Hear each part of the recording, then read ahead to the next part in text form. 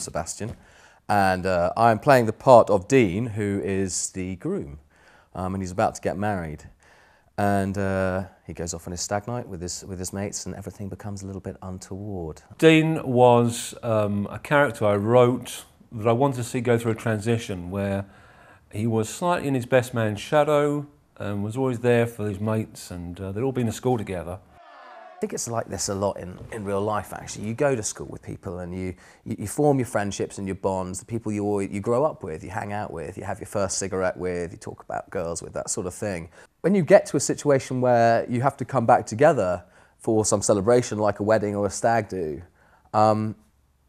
you notice that there's a slight shift, and some people have grown away, other people are exactly the same, you know, they haven't changed.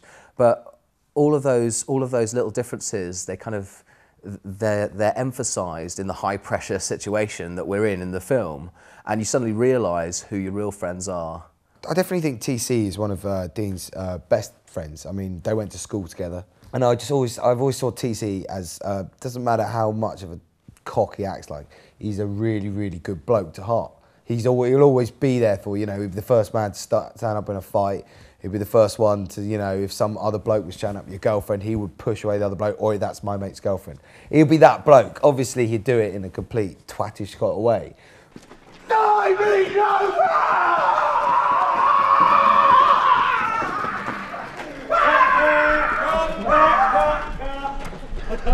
Well, we had a couple of meetings, got to know everyone, got to see the location, the base, just where everyone was at, and exactly what it was going to entail. Got to see our guns, which were pretty cool.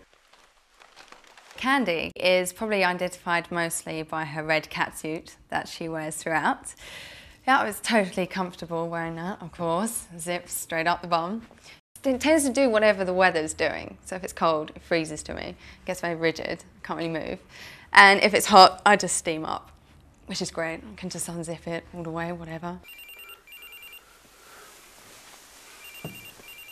I remember going over to the set and seeing the actual town, you know, the street with the level crossing and the bus and everything else, and just thinking, oh, this is going to be awesome. And then when we got the guns, I mean, that's something else. Doug, in his spare time, is an Iron Man, does the marathons and triathlons, etc. He'd be up on set at 5 o'clock, running around doing 3 or 4 miles or 6 miles, whatever, which was a surprise to me because I was doing 10 miles at 4 o'clock. I remember seeing Alison's pickup truck taking people from one set to another, and they were all on the back, and Alison was in there, and the cab was full and everything. And I thought, oh, they'll see me running. So I thought, better look good here. So I straighten up and I make sure my running form's bang on, and I tripped over one of the cat's eyes on the side of the runway, went arse over tit.